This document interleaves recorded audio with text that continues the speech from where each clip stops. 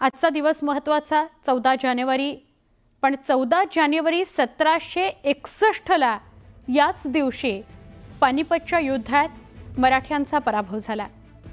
मात्र त्यांच्या शौर्याची ख्याती सगळ्या ठिकाणी पसरली, सर्व दूर पसरली। या घटनेला आज 264 वर्ष पूर्ण होत आहेत। या योद्ध्यांना अभिवादन करण्याकरता पानिपतमध्ये विशेष कार्यक्रमाचं आयोजन करण्यात आलं।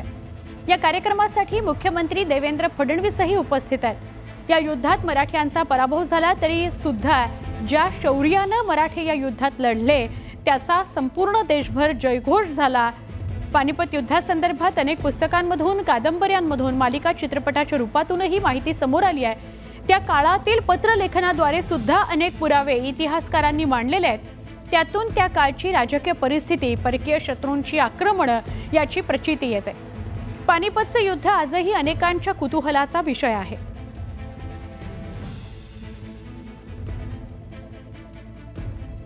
पानिपतमध्ये जरी युद्ध झालं आणि मराठे हरले तरी देखील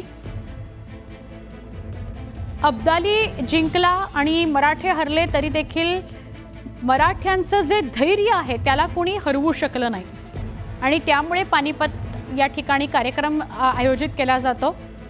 मुख्यमंत्री देवेंद्र फडणवीस या कार्यक्रमाच्या ठिकाणी पोहोचलेले आहेत, ज्यांनी पानिपतला आपलं रक्त सांडलं अशा सगळ्यांची शौर्यगाथा आणि त्याला अभिवादन करण्याकरता इथे कार्यक्रम आयोजित केला जातो। मुख्यमंत्री देवेंद्र फडणवीस यांच्याशी एक्सक्लुझिव्ह संवाद साधलाय, तो बघूयात। राज्याचे मुख्यमंत्री देवेंद्र फडणवीस आज पानिपताच्या शौर्यभूमीवर आलेत। सर, ही शौर्यभूमी आपल्याला प्रेरणा कशी देते? प्रचंड प्रेरणा मिळते, कारण पानिपत ही प्रत्येक हिंदूच्या आणि मराठी माणसाच्या मनातली जखम देखील आहे आणि त्यांचा आत्माभिमान देखील आहे, त्यांचा अभिमान देखील आहे, त्यांचा स्वाभिमान देखील आहे। ज्या प्रकारे मराठ्यांनी या भूमीवर शौर्य दाखवलं त्यानंतर या भारताकडे वाकडी नजर करून पाहण्याची हिंमत कोणाची झाली नाही आणि मराठ्यांनी 10 वर्षांमध्ये पुन्हा भारत जिंकला, दिल्ली जिंकली, ही ताकद मराठ्यांची।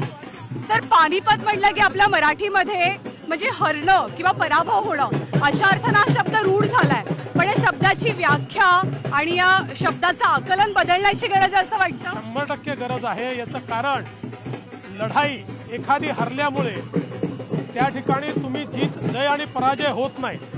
अशा अनेक लढाया होतात, पण त्या ठिकाणी ज्याला आपण इंग्रजीमध्ये वॉर म्हणतो, हा वॉर मात्र मराठ्यांनी जिंकला आणि त्यानंतर मराठ्यांनी सातत्याने या देशावर कब्जा मिळवून दाखवला। एक प्रकारे पराभवातला विजय होता। आपल्या राजकीय आयुष्यात सुद्धा असं कधी असा प्रसंग आला की आपण पराभवात विजय पाहिला?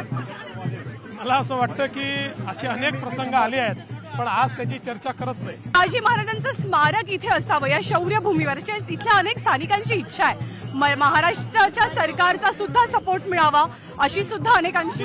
निश्चितपणे करू, आम्ही निश्चित करू। या ठिकाणी महाराजांचं स्मारकही असेल, या ठिकाणी युद्ध स्मारकही चांगल्या प्रकारे करू। ही लढाई फक्त मैदानात लढली गेली नव्हती, तर ती डावपेचांची लढाई होती, ती विचारांची लढाई होती।